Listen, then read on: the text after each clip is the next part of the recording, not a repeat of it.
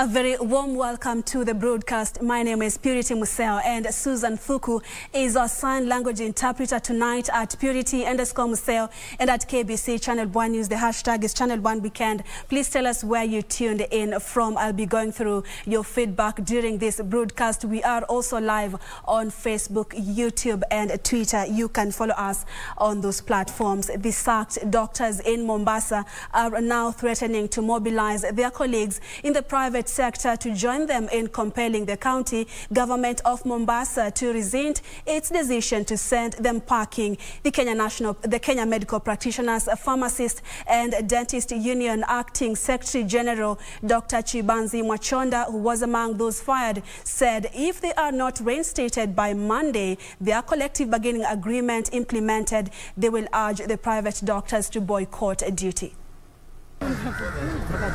Doctors in Mombasa County have vowed to ensure total paralysis of health services in the entire county beginning Monday if the fired medics are not reinstated. Tuko tayari kutetea madaktari na hatutatishwa. Nianzie kwa hapo. Na kusema kwamba tumekutana na madaktari zaidi ya 300 hapa. Madaktari wanaofanya kazi katika kaunti ya Mombasa, wengine kaunti za Kilifi, Kwale waliokuja kidogo kuja kusimama na wenzao ambao wamefutwa kazi Mombasa. The doctors' union officials who criticized action by the county government of Mombasa to send home at least 86 doctors said they will not be intimidated in their pursuit of better working conditions for their members. Kama serikali za county hazitachukulia masala ambayo tumeweka kwenye meza na masala ambayo tumekubaliana, basi mjue kwamba wiki ijayo kama haya maneno yataendelea yanavyoendelea, hii nchi nzima tutazunguka kama muungano wa madaktari, na madaktari wote wa sekta ya umma na kibinafsi watasimama na madaktari wote katika nchi. The doctors' threat coming as clinicians commenced their nationwide strike barely a week after calling it off. Through the Kenya National Union of Clinical Officers, the clinicians accused a section of county governments of issuing suspension letters to some of their members who took part in a strike last month that lasted for 26 days. In the meantime, nurses are now appealing to the president to step in and intervene on the ongoing stalemate in the healthcare sector.